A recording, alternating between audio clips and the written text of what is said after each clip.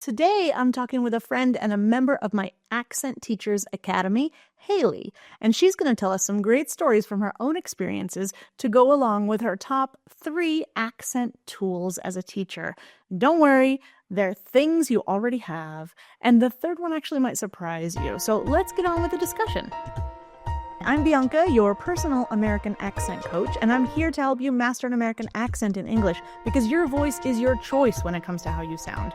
I try to release a podcast episode every 2 weeks, and so you should really subscribe to whatever podcast platform you use so that you don't miss the newest episode. And by the way, if you want to see the full video of the episode, it's available at Accent Coach Bianca on YouTube. Now, let's get on with the show.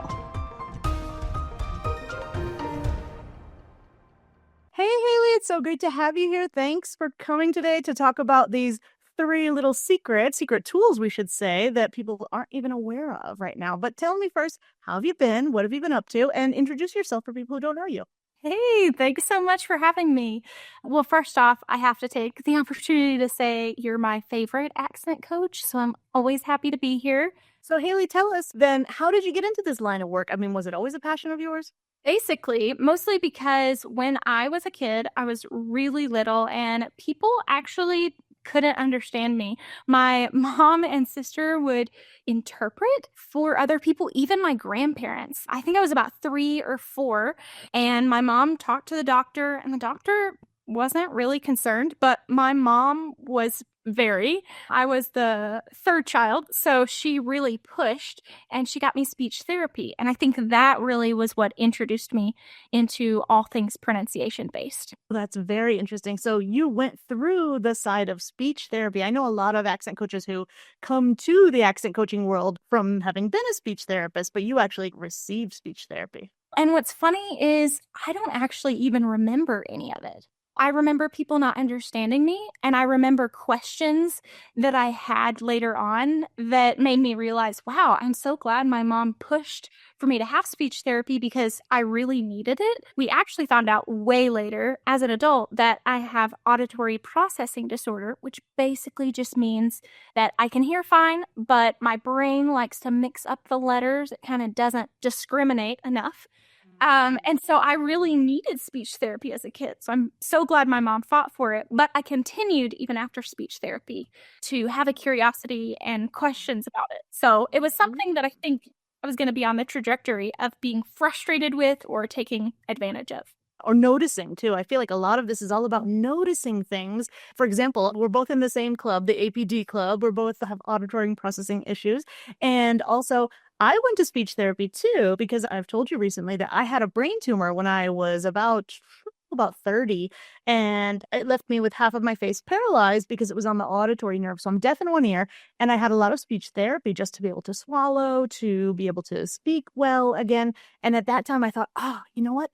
I would like to become a speech therapist, but I was also really into languages. So that's what set me down the path more of teaching English and then becoming an accent coach later. So I feel like we have similar trajectories because it was always things I noticed. Like I noticed, for example, I don't know if you have the same thing. I noticed that when the subtitles weren't on, I was like, I can't hear, Yes. The I volume.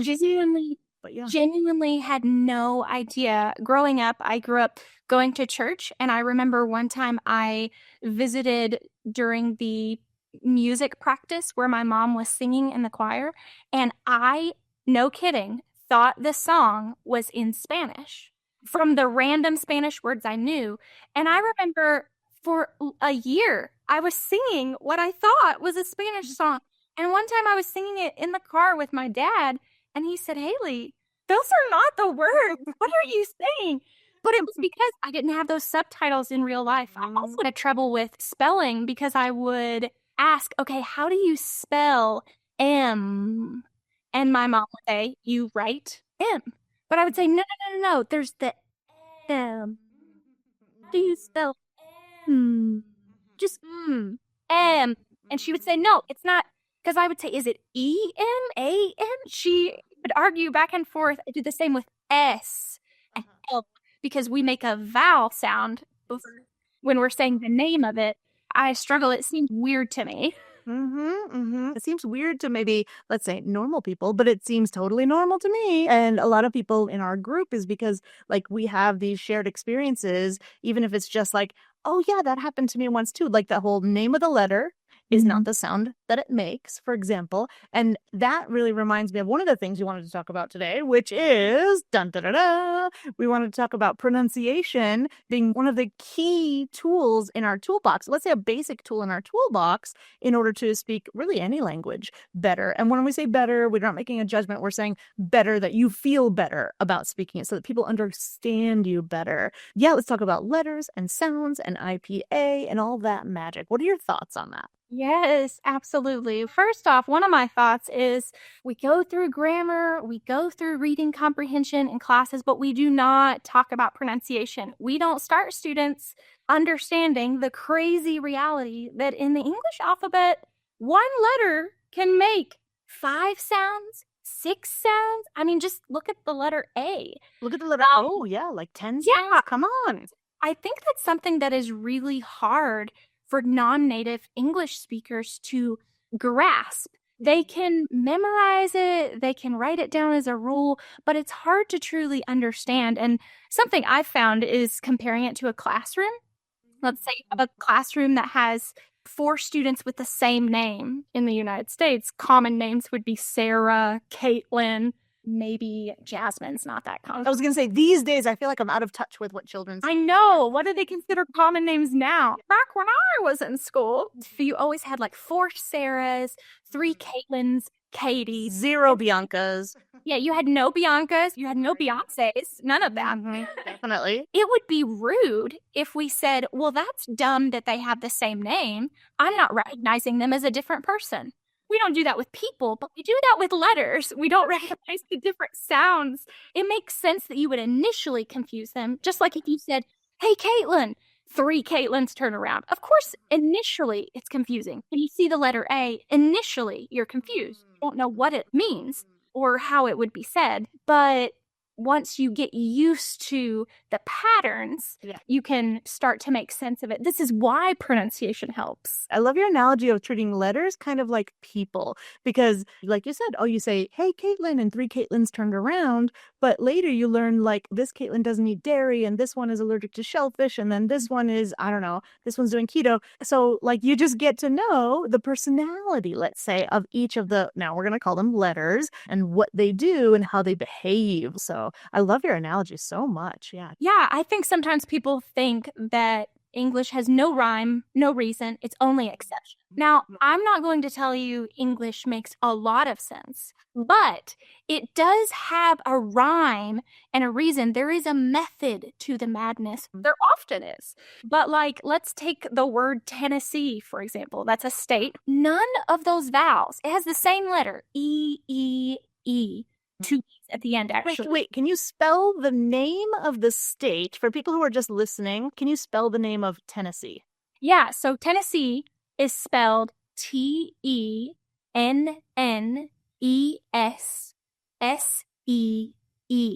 So double S, double E at the end. And in fact, there's 4 letter E's in that name. There's 4 E's, and they make up 3 different sounds. So 2 E's makes one sound, and then there's 2 other E's that are separated by consonants, and they make different sounds. And to us, we're thinking, this is ridiculous. Why do we do this? Well, actually, the people who lived there before, the word that the Native American people said sounded to the British people like the word Tennessee. They said a word super similar to this. So there was a reason. There was a reason for why the word was chosen, why it was spelled how it was. But I think the big issue that you run into is, okay, I'm learning the different sounds it makes, but how do I separate when each sound is used? With people, you can say, okay, KDH or KDZ. ADL, how do I differentiate them? That's where, thank God, I went to college, and thankfully I was a vocalist. So during a voice class, I learned about something called IPA. And it wasn't the alcoholic drink, though lots of college students learn about that as well. Yeah. People were going around and having IPA, but this was an academic. Yes. It stands for International Phonetic Alphabet. So basically, what I learned was as a vocalist, I had to sing in multiple languages, but I wasn't expected to learn all of the language. I just needed to be able to pronounce the words in the song. And so, in order to do that, not knowing a language at all, there was this dictionary called the IPA. And basically, it's a magical dictionary that has a symbol for almost every single sound.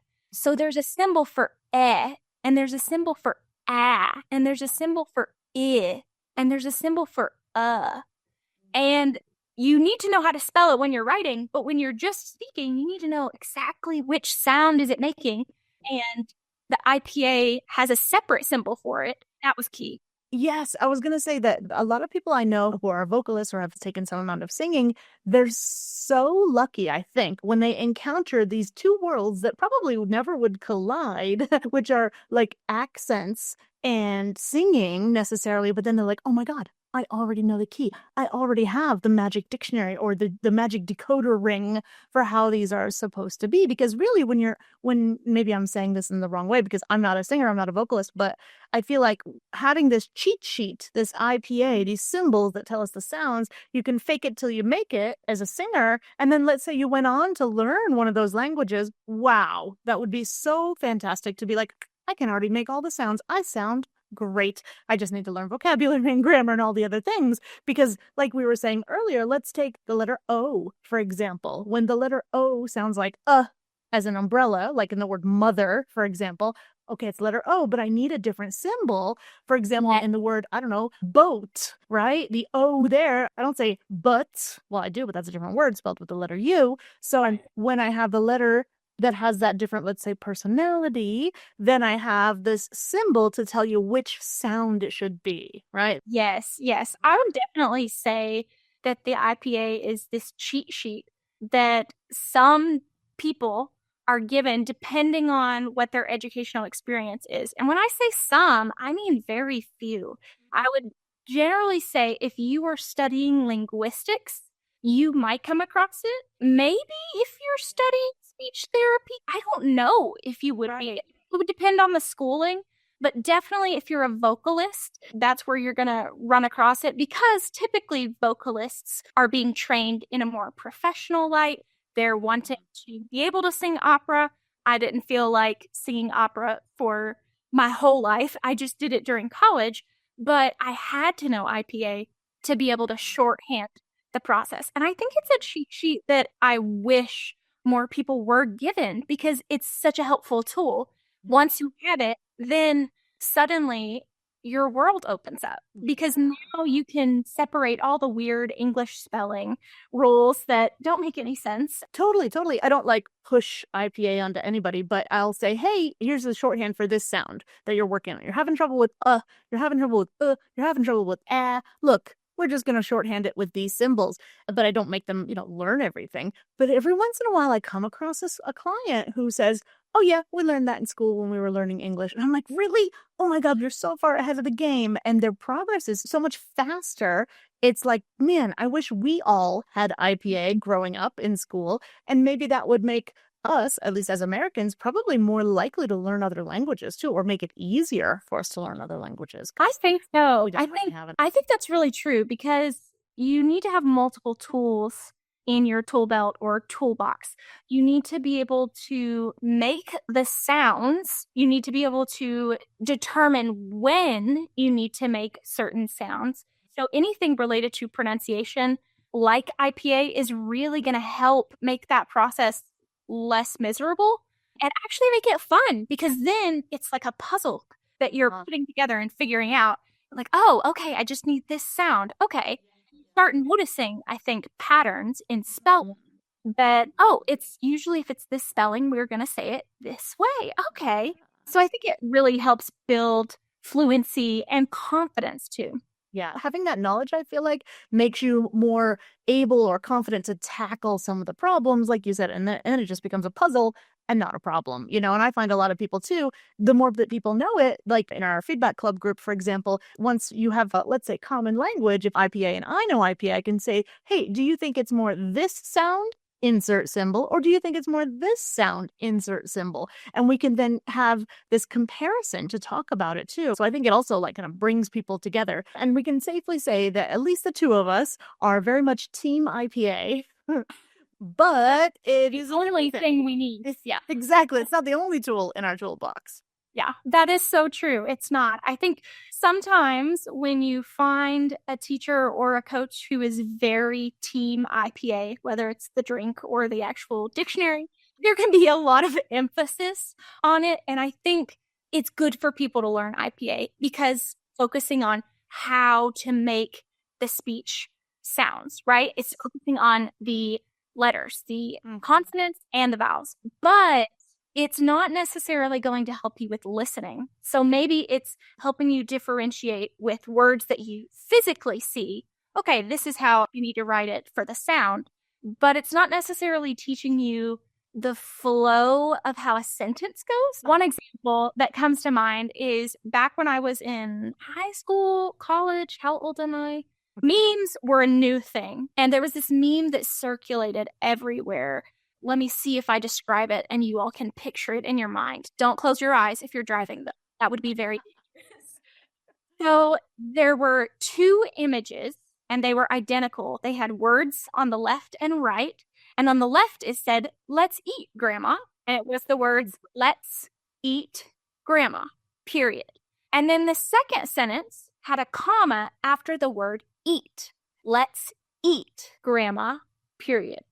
That comma means that the reader has to pause in that moment. The first sentence would read, let's eat, Grandma. Who, what are we eating? Grandma. The second sentence actually is a command to Grandma. Let's eat, Grandma. Let's eat together. Let's eat, Grandma. At the bottom of the meme, it said, punctuation saves lives. Joking that if you don't have a comma when you need it, you might accidentally unalive your grandmother. Oh, no. Which would not be good. That's a cute meme that I think newer readers who are learning the grammar rules and becoming familiar, it's good to know. But it's also talking about how do you know when to pause? And also, beyond just pausing, some words in a sentence are supposed to be emphasized. English isn't a tonal language. It's not tonal like Mandarin, but certain tones of voice completely change the meaning. And here's another example, actually. The sentence, I didn't take the jacket, is different than I didn't take the jacket. And that's also different than I didn't take the jacket, as if I'm emphasizing something. The first one, I didn't take the jacket, I'm implying something. There's a meaning that's behind my words. I might be kind of implying someone else took the jacket, or I didn't take the jacket, the emphasis in a different spot. And I think sometimes in class we focus on grammar, which is important, but not so much on the emphasis of words. It's called prosody, which is talking about the flow of a sentence, the speed, the pitch, if your voice is high, if your voice is low. This is really helpful in English and definitely changes the meaning depending on the situation. Yeah, and I remember that when I first started teaching this kind of thing, it was like a light had turned on because I was oblivious to this thing. So growing up, and some people do have issues with understanding and replicating and using prosody as well. For example, a lot of people who are on the autism spectrum, they might have a hard time with intonation, or they might not be picking up on which one of those words that you stressed. Regardless of first language, right? People can have different varying abilities, but as a first language speaker, me growing up in a household that spoke English only, I never really realized this idea of stressing certain words and the rhythm of the words and the pausing and how much that meant until, like you said, I went to another language where that wasn't the case and everything was kind of like machine gun. And it was really hard for me to follow, and it was really hard for me to replicate. I guess I sounded like a clown in a way because I was overly dramatic dramatic and some words were popping more than others. But I didn't realize that that's just how I grew up speaking, and that there are so many different ways of speaking that we probably wouldn't think about it until we either need to teach it or we need to learn it. So one advantage I think that people can give themselves is that immersion. And that could just be immersing yourself in a bunch of videos or movies or things like that. But there's this level that we have a hard time notating, right? So I have a note for IPA. I have a symbol equals a sound. Cool. I can just code it all out. But when I'm thinking of pausing, yeah, maybe I have a comma, maybe I have a semicolon, maybe I have a period, maybe I have some quotes. I know where to pause, but it's so difficult to notate stress. It's difficult to notate intonation, right? And what do they actually mean by that? So we have pronunciation, which is a little bit more, maybe it's not transparent to begin with in a language like English, where the spelling doesn't equal the sounds, but in a language like Spanish, spelling pretty much equals pronunciation. And when we don't have that, then we have the IPA to supplement that for our pronunciation. Pretty cut and dry. But then there's this whole world of prosody where you have to really listen and figure out your own system. At least that's how I feel about it. Do you feel like you ever had that, how am I going to teach this? How am I going to learn this prosody stuff? It feels a little more vague, no? For sure. I think one of the things that's tricky, besides the fact that it's not something you can strictly fit in an academic setting, which typically means it gets cut in an academic setting, because how do you teach it? We don't know. We can't put it in a textbook. Oh, well, moving on.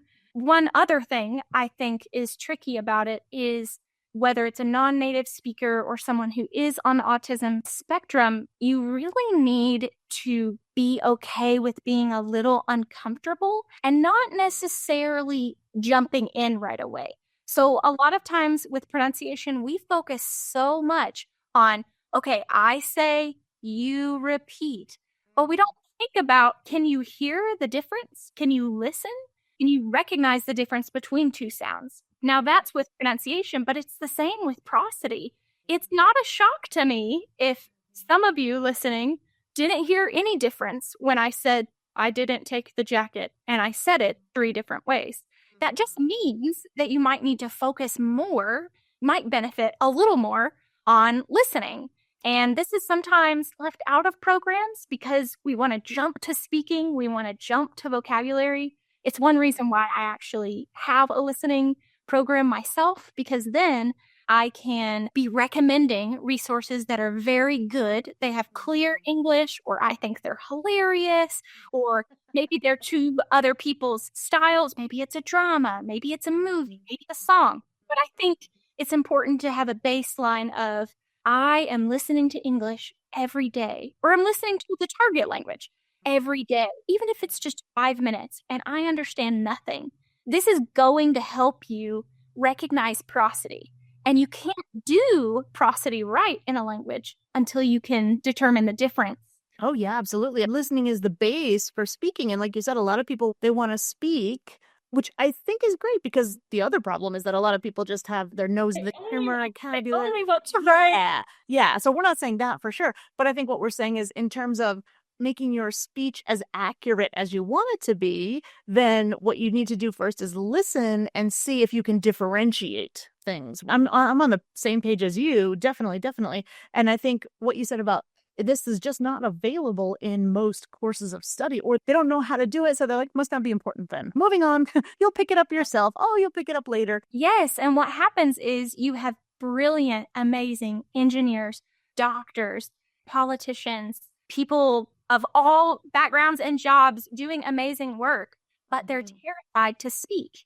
They're nervous. They can't keep up in conversations with native speakers. And I'm telling you right now, as someone who has learned another language, if you are afraid to speak, the place to start is not necessarily speaking. You need to keep doing that. I'm not saying be silent forever, but you need to really focus on listening, because probably the reason you're a little nervous about speaking is because you don't know what everyone is saying in each moment. And I think the more you build that muscle, it's really a muscle.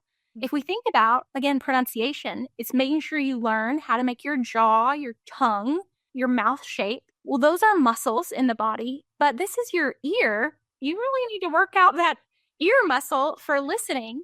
And I know I've had in different classes I've done in person when I was going between the sounds I and I've had students flat out tell me those are the same. They're the same. And I think it's okay if they sound the same. To me, I was like, oh, you don't hear a difference. That's okay. You don't hear a difference yet, is what I. Yeah, you don't hear a difference yet. And I think we spend a lot of time, those who are pronunciation coaches, talking about the jaw, the mouth shape, the tongue position. We recognize that those are muscles that, depending on the language, maybe need a bit more exercise, a bit more use to make the sound, especially for American English accents. But something we forget is that hearing is a muscle too. And it's one that's hard to work in class because it's uncomfortable and it can't be put in a textbook. It's not simple like that. But I think the place to start, if you are someone who is terrified to turn off the subtitles, or maybe you're just afraid to speak up, it might be because you're having trouble comprehending, understanding what people are saying. And that's a listening skill. And the good news is you can fix that. Now, you don't have to, of course. It's up to you and what you want to do. You are allowed to be at the level you want to be. No one's trying to fix your English or your accent. But one of the best ways to grow more confident in your speaking is to build your listening skills. And we're finding out there are so many more resources now for building your English. And there are so many resources now for building your listening skills. And there are a lot of fun ways to do it. To learn any skill, you have to repeat, repeat, repeat. And you do that a lot in class. I say you repeat. And then when you get further up, you memorize all the vocabulary. So there's so many resources out there for listening. And one I know of is actually your program. Can you tell us a little bit about that? Yes, yeah. So I have a listening program on my Patreon. And the focus truly is to give you a space for listening to native English. But it's beyond that.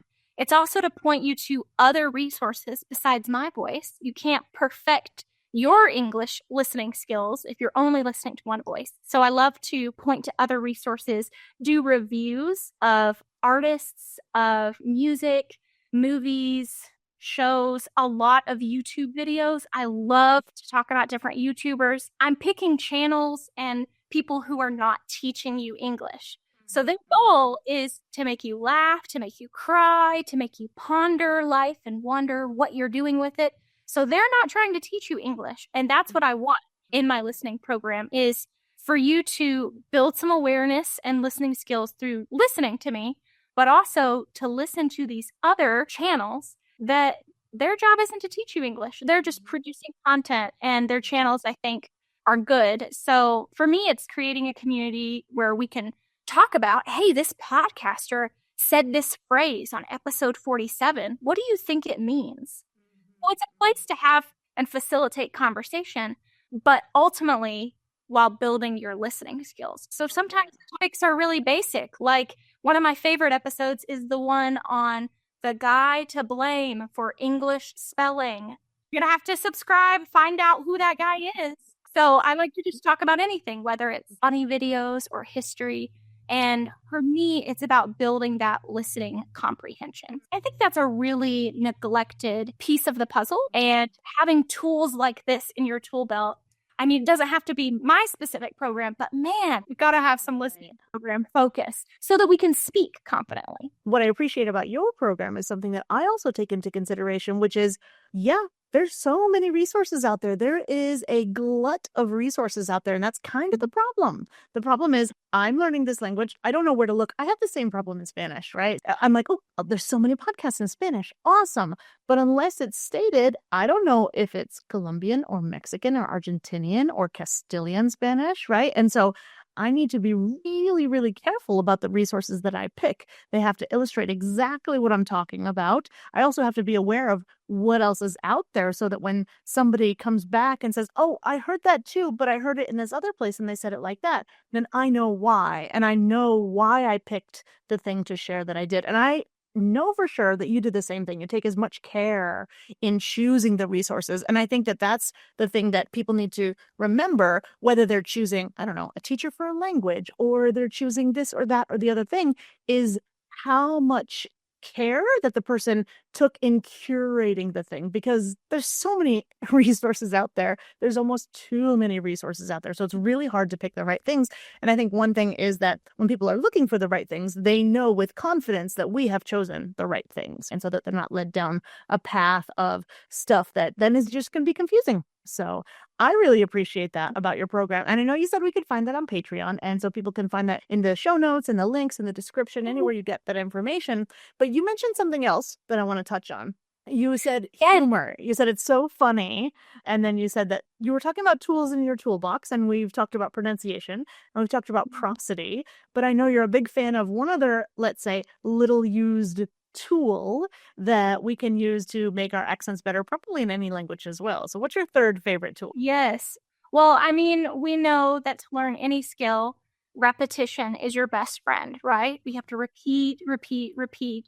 But I would say, besides listening skills, the most neglected tool to build up for learning a language is learning to laugh in the language, which seems wild, right? Why would that be required? But in my opinion, it's vital.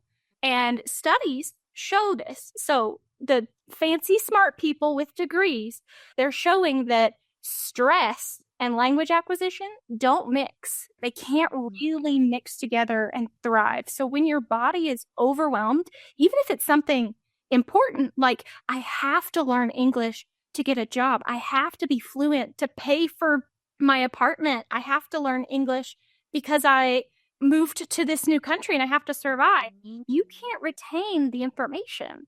Yeah, it really does. And this makes sense if you're really tense and you're trying to learn to ride a bike. You kind of can't, because you have to be loose enough to move your feet to pedal The arms. You have to be able to react, and you can't do that when you're tense. Yeah, I think humor and play, as far as what I remember, there was a study done on vocabulary where it took people 20 times longer to learn vocabulary, or let's put it the other way, took people 20 times less time to learn the same amount of vocabulary when they learned it through play, right? So if you're having fun, if you're having a good time, I think we all know it to be true, but when we're adults, we don't want to think that's true. We want to think, oh, be serious and you'll get ahead, or things like that. This is one reason. Of course, children are much younger, right? So they've got a little more energy than us old folks. But this is also a reason why children tend to learn a language faster, because children are permitted to play. Adults, we don't necessarily make room for play in our lives.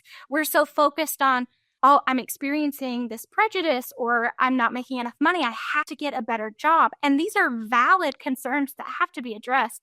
But I would challenge people to ask, am I enjoying learning the language? How can I add fun to my pronunciation journey? How can I add humor to my listening journey? Because if you're not listening, if you're not laughing, you're not learning.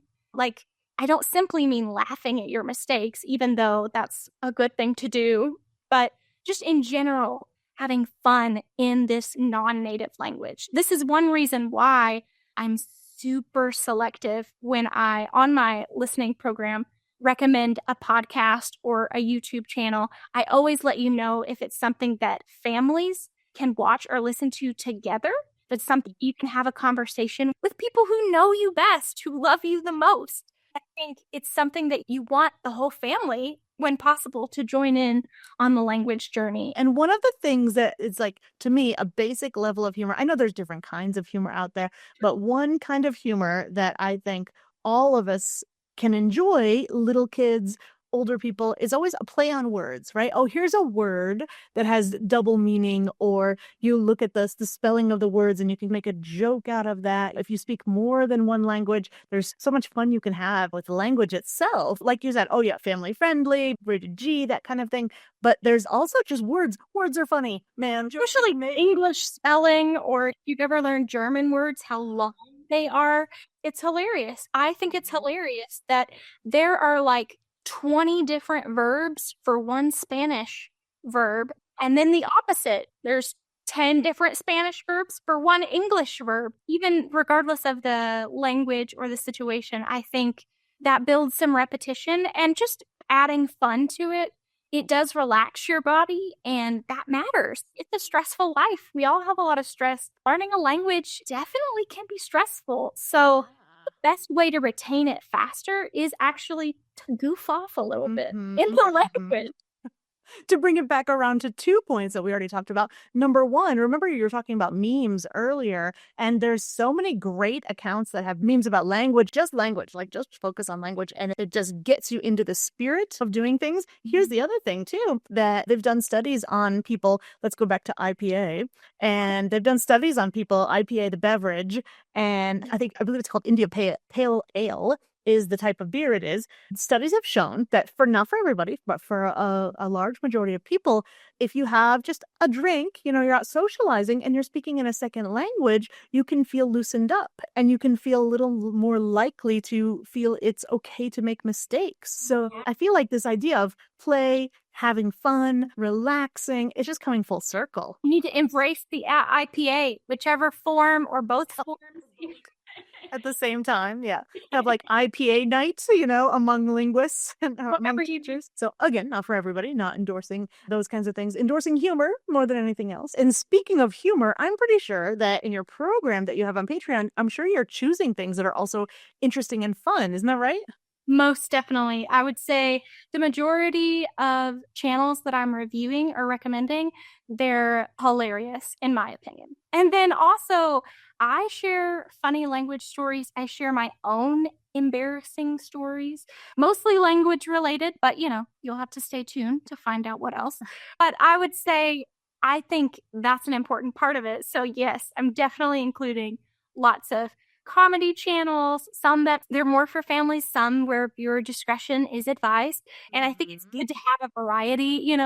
I can't advocate for adding humor as a tool to our tool belt without making sure to give it to you myself. Oh, that's perfect. Yeah, that's really good. And also, let us keep in mind, too, that humor can be very cultural as well, or subcultural. So what you might not even know as humor, like I experience this a lot in other languages. I'm like, I don't get the joke. Why is that funny? And somebody has to explain it to me maybe the first time, but it gives you an insight into the culture, too. So if you know, hey, this is going to be funny, Hayley chose it because it's going to be funny, and I don't think it's funny, then I would ask myself why that is. Oh, there's something I'm not getting here. Maybe it's about the culture, or maybe I didn't get the joke because I don't get the grammar, or something else behind it too. So I think that actually makes it a deeper level that we can. It's almost building cultural awareness, because there's nothing wrong with you not liking or finding the jokes funny. But if you don't understand why someone would find it funny, that's a different thing that's worth tackling, because you want to be able to understand, even if you don't agree with the humor. You want to be able to understand why.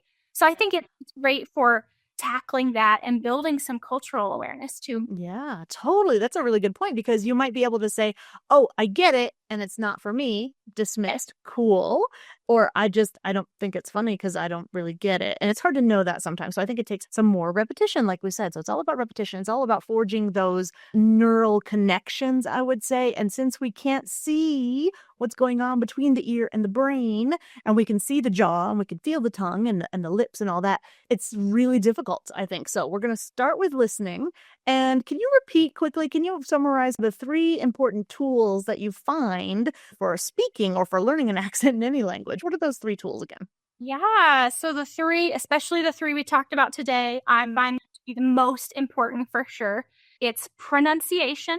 So that's talking about the consonants and the vowel sounds, how to say it, how to recognize it in speech. And then there's prosody, which is like the dance behind the words, or the sounds, the connection between the sounds of the words. And then the last one is humor. You have to have humor. So those would be the 3 tools that I think are really worth adding to your tool belt or sharpening up a little bit. Ooh, I like that. Yes, maybe they're in your tool belt, but it's maybe a little bit dull or rusty. So yeah, we might say it's rusty because it hasn't been used in a while. It's been collecting rust. Absolutely, especially humor. I feel like I haven't laughed today or haven't laughed this afternoon, right? And sometimes it's work really to like, for me anyways, like I got so much stuff to do and blah, blah, blah, blah, blah. And then I forget like to just relax and let loose a little bit. So I'm guilty of that for sure. I bet we all are. But in terms of like language stuff, I'm so excited that you came today. I know I see you quite often in our teachers club, but I love to get this time alone with you and to